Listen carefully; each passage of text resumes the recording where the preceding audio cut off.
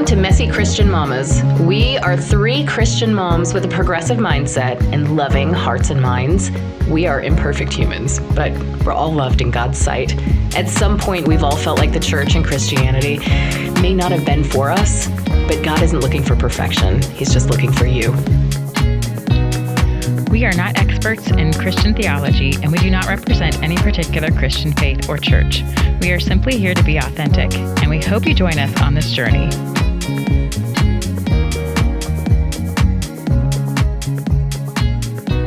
Hello, and welcome back to Messy Christian Mamas. We have a very special episode for you today, thanks to Kaylee for our topic. Yay! And this is Kendra. This is Kaylee. And this is Ashley. And we are talking about 7 things you should quit. Kaylee, give us a little bit of information on where this came from. So I was listening to the Hallow app during their Advent season, and this was one of the ones that came up right around New Year's and was talking about resolutions. The priest that's on the Hallow app is amazing. He breaks things down really, really well. And then this particular episode had Jonathan Roumie, who plays Jesus in The Chosen, and had Mark Wahlberg on there. And I love Mark Wahlberg. And it had Kevin James, who I didn't realize was Catholic. And he was on there. And so the 4 of them were just discussing how, like, resolutions put too much pressure on you and, like, you know, what are some good guidelines you should go by. And the priest actually brought up this list, and it's a list by C.S. Lewis. I believe it's in the Screw Tape Letters. I'm not positive. It might be in Mere Christianity. I read both, and I can't remember which one. I think it's in Mere Christianity. But C.S. Lewis basically came up with these 7 things that you should quit if you want to have a stronger relationship with God and yourself. And these were created, you know, during wartime and right after the war when things were really, really tough. And it's a list that is so relevant today. And when I was looking through it, I was like, yeah, the 2 other ladies who do this podcast with me need to read this list, because it's things I think all 3 of us struggle with. Like, there's certain things on this list I know all 3 of us really struggle with, and then there's certain things on this list that maybe 1 or 2 of us really struggle with. But I think it's really relatable. And I'll post the article that kind of breaks it down better and has the scripture that goes with it. But So let's dive in. So thing 1, quit pouring yourself into things that add 0 value to your life. I love this one.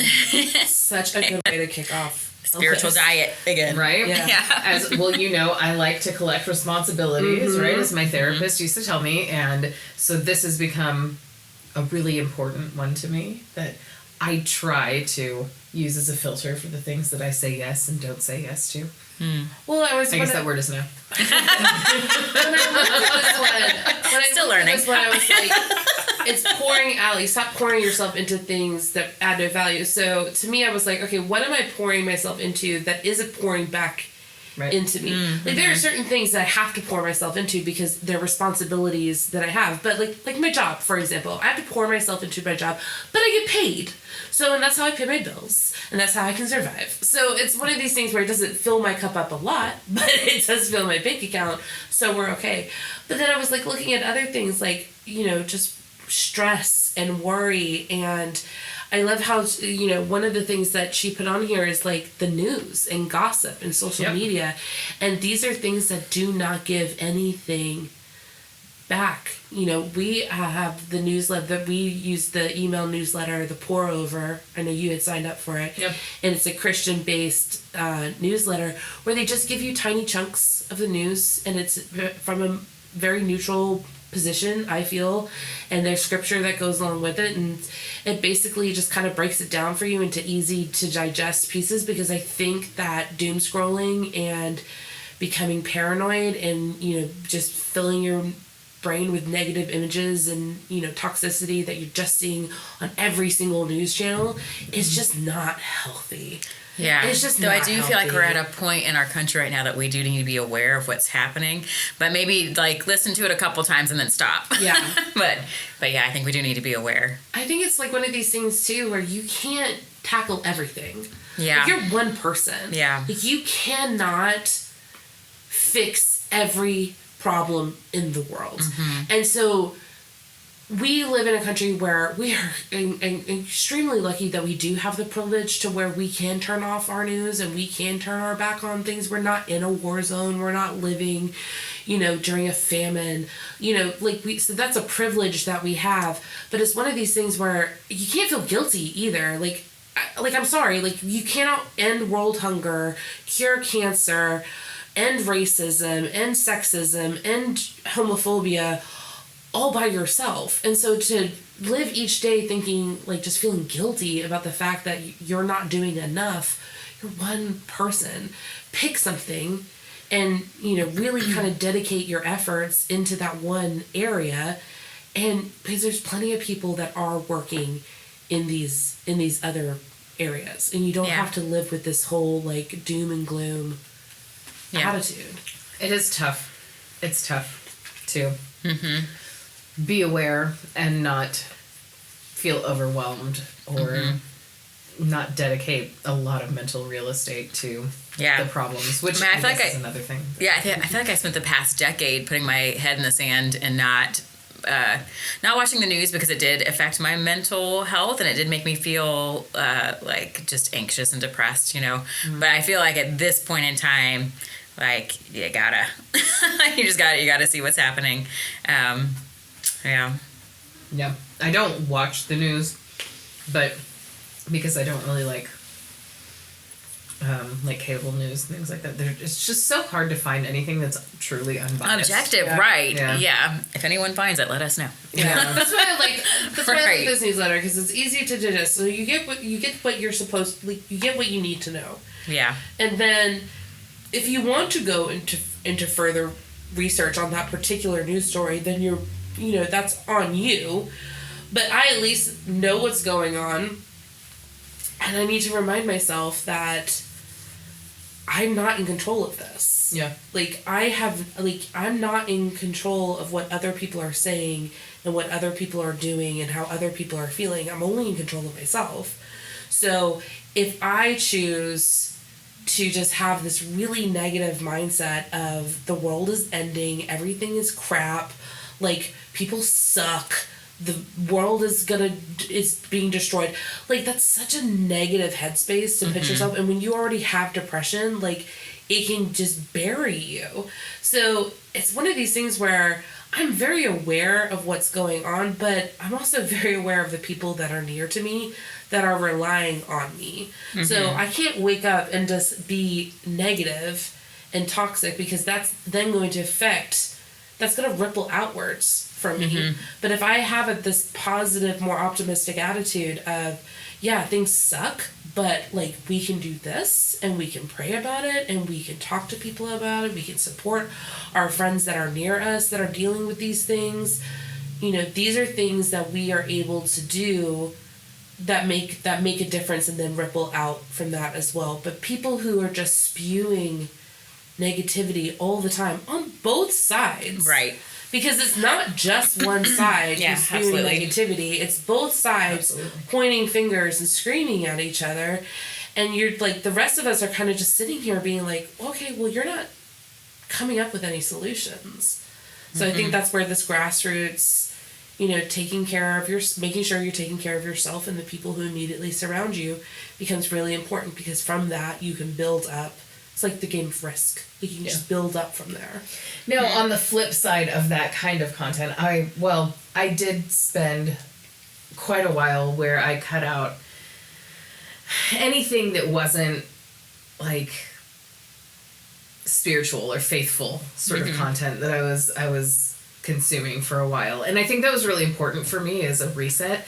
But then I gave myself permission to have entertainment back in my life again and enjoy fun content, because that did feed me in other ways. And so I am really getting life from the Blake Lively, Justin Baldoni drama.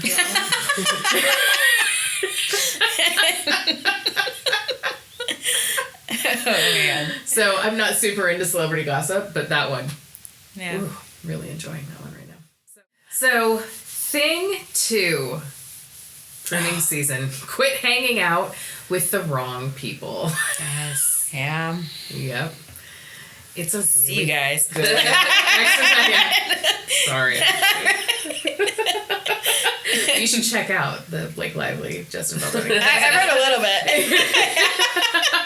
So quit hanging out with the wrong people. Yeah, I think it's really important to take stock of the people you spend your time around and evaluate, 1, if you want to be around them, period, or 2, how much of your time you're giving to them. Yeah. 3, how much And of energy. your mental real estate are you allowing them to have? Yes. Right? I think that those 3 things are really important to Yes. consider. Yeah, because there are always going to be people in your life that you can't like necessarily completely cut out of your life, but you can set your boundaries for that person. You can put them in a box. Yeah. Right. You know? And you two are absolutely at the top of my list of the people I want to hang out Absolutely. with, you know? Good. Yeah. Otherwise, there was going to be another competition going on. Who else is on the top of this list? I can share it's Kendra, but that is it. King of the mountain for Ashley's affection. So really, if anybody is bringing you down, really think twice about what you are giving to them. Yeah. That you are giving to them of yourself. Then thing 3 is what we're on now. So quit criticizing and judging others. Oh, that's hard. That's a hard one. It can be really hard. And I find whenever I'm really heavy into that mode, it's me every time, right? If I can find, even if somebody is really bugging you for some reason, if they're not being kind to you for some reason, instead of like criticizing them and judging them, like to think about why that's happening, what they might be going through, I think is a really helpful exercise for me to just like get myself into a different headspace. Yeah. A lot of times. Like I had a situation pop up yesterday where I was like getting really angry about someone and I was like, wait a second, I need to not be angry about this. Why is this person doing this? Like why are they verbal diarrheaing over all I'm over really me? good about myself. Like if people are being really judgmental towards me or like mean to me, I'm very good about being like, oh, whatever, like, and like ignoring them. But as soon as you hurt someone around me, like I'm the first one to be like, okay, she's a bad person and we need to talk about it. And like I'm the first one to be like, yeah, we don't like her. Like you want me to go slash your tires? No. I'm that friend. Yeah. So like it's sometimes it's like it's kind of like, and usually it takes the other person, mostly my sisters, being like, okay, you need to chill out. It's not that big a deal. But yeah, like trying to see it from another person's perspective also allows you to see that some people are just not great people. And if they're doing things a certain way, they could have been raised that way. They could be going through something, or they just don't know any better. Yeah. And so it's one of these things where you just kind of have to take your own life experience and be like, all right, well, we're not going to get into it, but I'm also not going to give you any headspace. Yeah. On that. So. Yeah. It's not worth it. No. At that point. It's just not worth it. Yeah. Okay, so our next thing 4, quit magnifying what is going wrong. Oh. So Kaylee got into this one a little bit a couple things ago.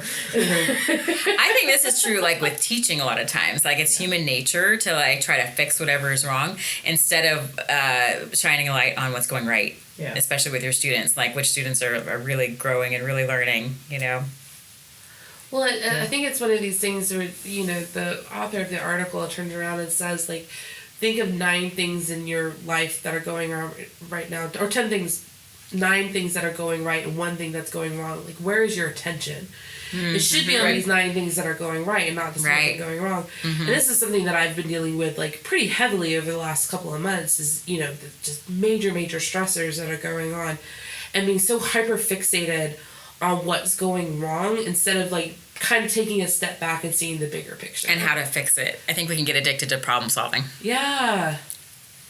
I think it's really important to sometimes just like redefine things too. Not not from like a perspective of toxic positivity, but like, what can I learn from something, or what is an opportunity that is here, even if something feels crappy, like sometimes there's still an opportunity there. Like you have a bad experience, but it opened your mind to think about something in a different way than maybe you did before, you know? So Absolutely. I think that's helpful for my own growth. I know a lot of times. And we see people that go through really, really, really difficult times, and you're just like, how are you surviving this? Like, how do you have a smile on your face? And they're just focusing on what they're grateful for and what you can control. What you can control, what is going right in life, instead of like just fixating on this one really terrible thing that they're going through. And I always give kudos to those people, because I had like one thing go wrong. I'm just like, my life is over. I don't know what to do. I'm a Disney princess and throw myself on the nearest inanimate object and start crying. Quick trigger warning. There's this woman that I follow on Instagram who had a little boy born with a heart defect. And he unfortunately has since passed on. But it was really amazing watching her through the journey of his life when she was pregnant, knowing he was coming, not knowing if he would be able to survive birth. And he survived. I think he lived to be 3 months old. Oh. And she was so grateful and thankful to God that every day with him was a gift. I was like, oh my gosh. Yeah. What a perspective, you know, to not just be paralyzed in fear. Yeah. Constantly. Which I'm sure she probably had moments. Of course anyone would, but anyway, I think, it's really, if you can reframe something in your mind and, you know, I think it's really helpful. So thing 5, quit overdoing it. Yeah, conviction corner there. I read that, I was like, oh. yeah. I follow this YouTuber. Her name is Terry Cole, and she's always talking about high functioning codependence. And I think probably all 3 of us are that. Yeah. Well, I did tell Charlie she wasn't allowed to just sign up for any more things. Yeah. I said if the month that they're happening begins with an M, so March or May, we cannot do it. Yeah. Because we're so overbooked as it is. And it is one of these things where, you know, I was talking to my dad about it, and I was talking to the theater director about it, about how I really am going to have to sit Charlotte down this summer, because she's a 5th grader next year, and sit her down this summer and be like, okay, we need to organize and we need to strategize, because, like, your life is only going to get harder from this point on, and, like, you're not handling things well now, and neither am I. So we need to really, like, come up with a routine that works and gets us organized, because otherwise we're just scattered. Yeah. Yeah, because we do want to do. I want her to do everything, and I want to do everything, and then you realize that, like, You can't. Right. Well, I think all 3 of us feel like, even in the church setting, like, we'll see a need, and we're like, oh, I can help with that need, or like you see something, oh, I can help organize that, you know. And then all of a sudden you're overwhelmed. Yeah, and then you get there, and you're either not completely 100% there. This is the whole thing about being present, like showing up versus being present. Or you're resentful because there's something else that you really should be doing or need to be doing, and you've now committed to this. And so, so it's just organizing time. Yeah, I'm really trying this year to prioritize saying yes to things that are fun. Yeah. Because I just have had such a dearth of fun things, I feel like, in my life. Like, this is fun to get together and do this, but there's definitely work involved that, you know, goes into it. But that doesn't mean that there isn't work and fun things. But anyway, just saying, like, saying yes to fun instead of saying yes to things that just need to get done. Right. Does that make sense? So working on church staff has been really helpful in saying no to things. Yeah. Being like, I don't want to do that. I don't think that adds a lot of value. Right. I feel like, you don't want me to do that, because I'm going to show up, I'm going to be such a mess, and I'm just going to be so resentful of having to do it. So Right. I'm just going to say no for right now. But who's directing the kids' spring musical? Oh, I didn't know that. Yeah. That's okay. I forgot I was on the banner committee the other day until I got an email and I was like, oh, yep, you're right. Yep. My bad. Thing 6. Quit people pleasing. That's a big one. That one's really hard because you have to get okay with the fact of people not liking you. I mean, that seems obvious, but it's hard. It's hard to be okay with people not liking you. It is, and I feel like I have hills and valleys with this. Like, I got really good at it for a while of just not caring and just being me, and then once the high of like feeling pretty healed wore off, and I was like, wait a second, why am I doing this again? You know, it's an addiction. I think it's an addiction. Yeah. In a lot of ways. So People like to be popular. Like, people like to be liked. Like, you know, I don't think anything's wrong with that. But when you start overdoing it and are just living your life for other people and not doing anything that is really bringing, and they're not reciprocating. I think that's the other thing too. Like, if you're such a people pleaser for people who are not reciprocating it back to you, like, that's so toxic. Yeah. Like, if you're constantly going out of your way for a friend to help that friend, and they never once like help you in return or offer to help you in return or are supportive of you in your times of need, then that's not a great friendship. Yeah. Not a great However, relationship. I will always smile and say hi to people in hallways, no matter how toxic the place Well, is. we're Like, Southern. yeah, like I worked at some schools where like people smile and wave back, and other schools where like you smile and wave and they just like stare blankly at you. I was And a like bartender never too gonna long. stop. I'm always gonna talk to people. I'm always Right. gonna like smile and say hello and chat with people and compliment people because it's so ingrained into my DNA now. But those people don't owe me Right. anything. So yeah, it's interesting. I think it's just a journey, man. Every day. Yeah. Try to figure out how to, you know, not try to please those around you. And I think my journey in heading towards seminary too, a big thing that's been on my mind is the pastoral aspect of it all, Yeah. which is just going to be a big learning curve for me in a lot of ways. And I think there's like ones that the corporate side of Kendra be like, well, per my last email, you know, that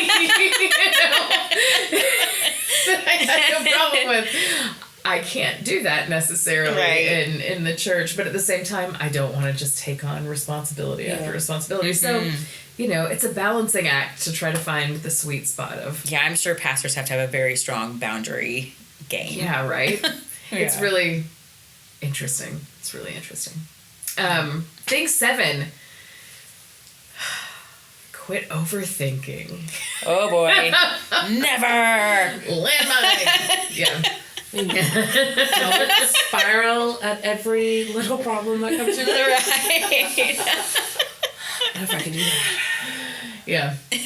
Yeah. I think reframing is a big tactic for me to help combat the overthinking. It helps me a lot, but it's not always easy to do. And it really helps to have Brad as a sounding board for things too, where I start going crazy, like the situation I was dealing with yesterday, like, can you believe this shit? Yeah. That is good. Yeah.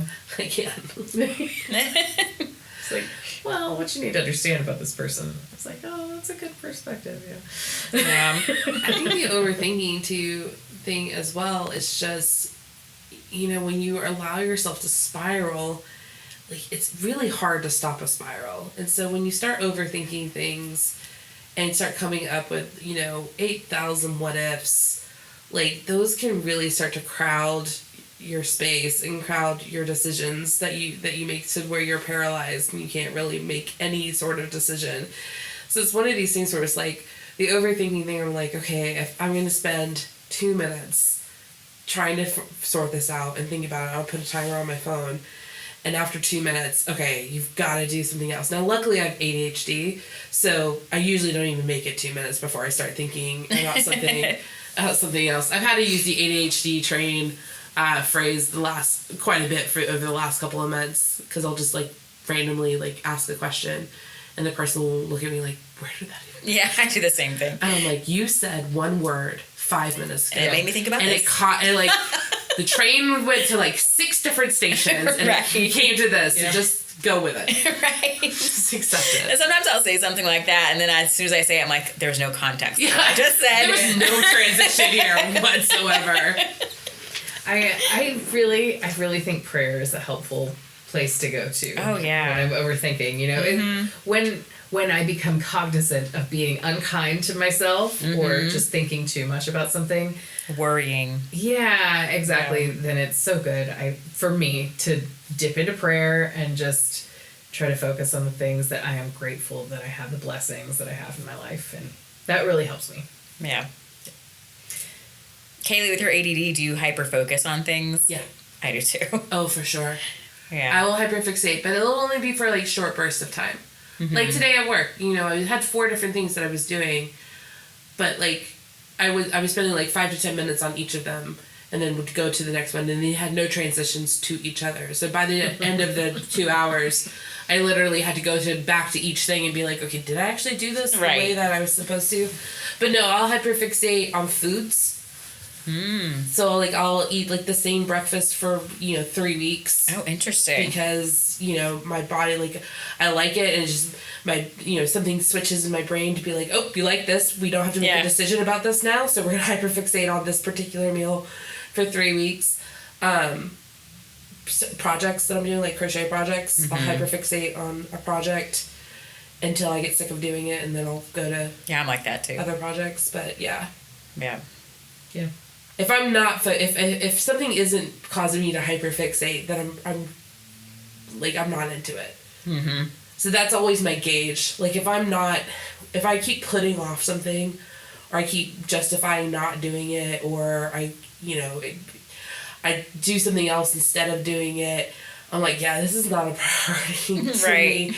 So I either need to get it done, like clean my room, like the number one example is like to do laundry. I hate doing laundry. I hate it. Absolutely hate it. It's my least favorite thing to do ever. And so I will literally let it pile up to where there is a clothing mountain that I could like live in because I have way too many clothes. And so then I just have to be like, okay, Kaylee, just get it done. And by get it done, it means pay Pam to do it for me. Luckily, my job lends really well to hyperfixating music tech because there's so many like specific little avenues you can go down, and and there's like the novelty of it too because there's so much to learn and so much just new stuff. Now, do you find yourself resenting your students when they interrupt one of your hyperfixations? Oh, Because I do. I don't know if I resent. I do get sort of irritated if I'm like on a path like we're getting this done today, and they're like, "Well, we want to play." As soon as my kid shows up in the room or my boss shows up, I'm like, "Oh, well, now I'm not gonna get this done."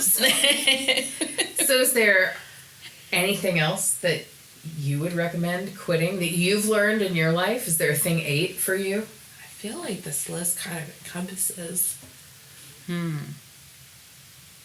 I feel like don't let other people's opinions of you shape your opinion of yourself. Yes, that's a good one. Because I think it's so dangerous, especially for women. Yep.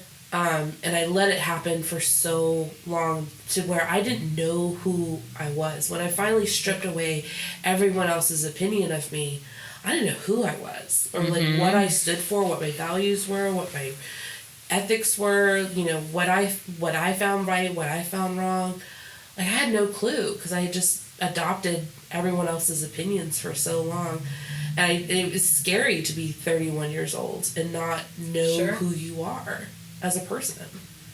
You're a daughter, you're a mother, you're a friend, you're a sister, but those are just labels of who you are, biologically. Like I had no idea how I felt about certain situations because my therapist was like, well, is that your opinion or is that the opinion of those that you sought validation from, or is that your father's opinion or your sister's opinion? I'm like, crap, they're good opinions. Can I just keep them? I'd say also to quit apathy and inaction and replace that instead with passion and action. Like what are you really passionate about, and then act on that. Yeah, I like that. I like that a lot. I think stop convincing yourself that wants are needs. Mm-hmm. Get really so stuck. bad. Yeah. Also, don't smoke. If you're a smoker, don't smoke. Yeah. Oh, that's really bad.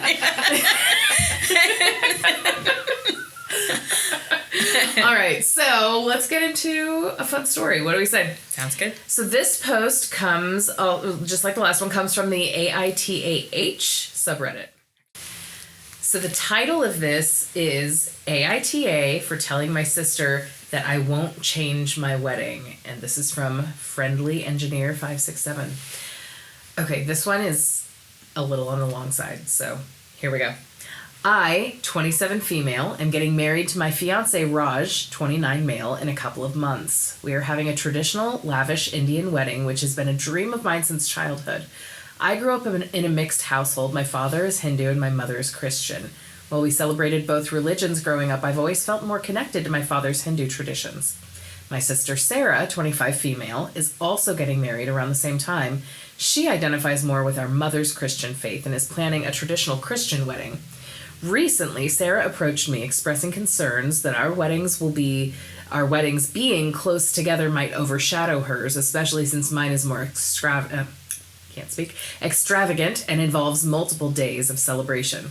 Sarah asked if I could either tone down my wedding, consider postponing it, or even make it a fully Christian ceremony to balance things out. She believes that having two weddings so close together, with one being significantly grander, would take attention away from hers and create unnecessary stress for our family, who will have to juggle both events. I told her that I understand her concerns, but I've been planning this wedding for over a year, and it means a lot to me to have it the way I've always imagined. I also pointed out that our cultural backgrounds are different, and both weddings will be special in their own ways. Additionally, postponing my wedding would be a huge inconvenience and financial burden for us, given the extensive preparations and bookings already in place. Our wedding dates are 3 weeks apart. We have separate guest lists, but there is some overlap with close family and mutual friends. My mother is siding with Sarah and believes I should change my wedding to a fully Christian ceremony, or at least incorporate significant Christian elements. My father, on the other hand, supports my decision and believes that both of us should have the weddings we want. Sarah was very upset and accused me of being selfish and not caring about her feelings. She thinks I'm prioritizing my wedding over our family's well-being.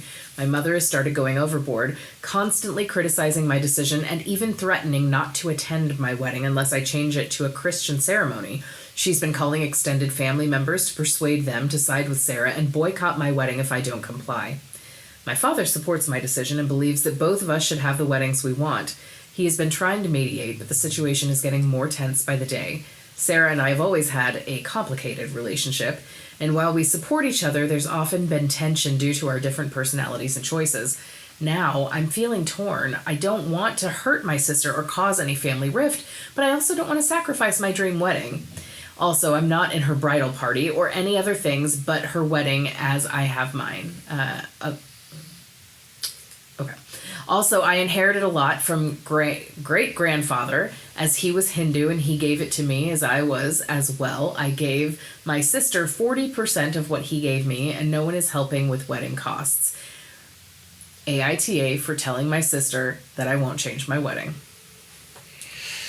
You could have left out the entire story, and it still would have been bad. Yeah. Well, it was bad details. planning anyway. Like 3 weeks apart, whether it's Christian or Indian or whatever, 3 weeks apart. That was Listen, bad whoever planning. That was a Whoever bad was idea. first Yes.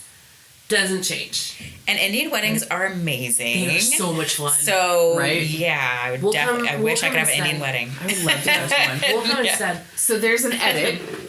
A lot of people have asked who scheduled their wedding first, and I have to say, it was me. When I was proposed to, I asked all my family when they would be available and chose my wedding date then.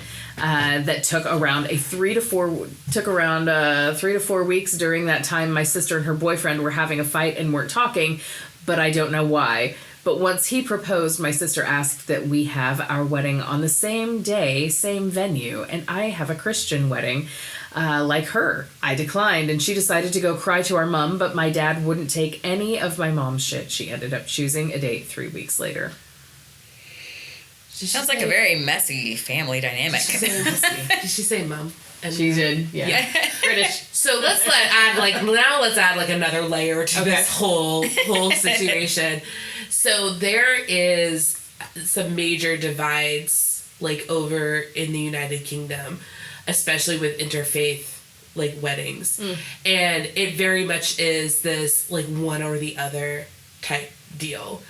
Her sister's an asshole for scheduling her wedding remotely close to hers, and then who suggests that you have the wedding the same day? That's a wild suggestion. And I don't care what you identify more with, but I'm going to have a Christian wedding, so why don't you just have one too?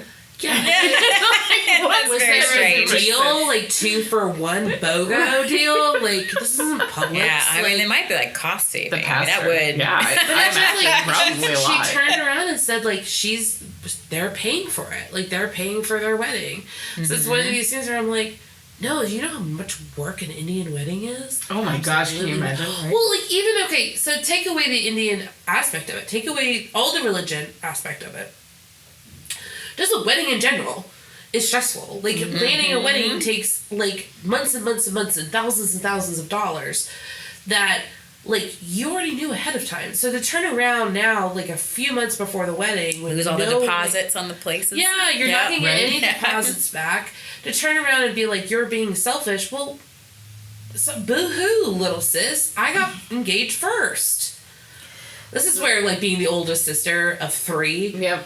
First of all, my sisters would never have done this. Now, they got engaged around the same time. Oh, really? But Courtney and Josh were together longer, and they were older, so they got married first. And then Kelsey and Ben got married a year and, like, a few months later.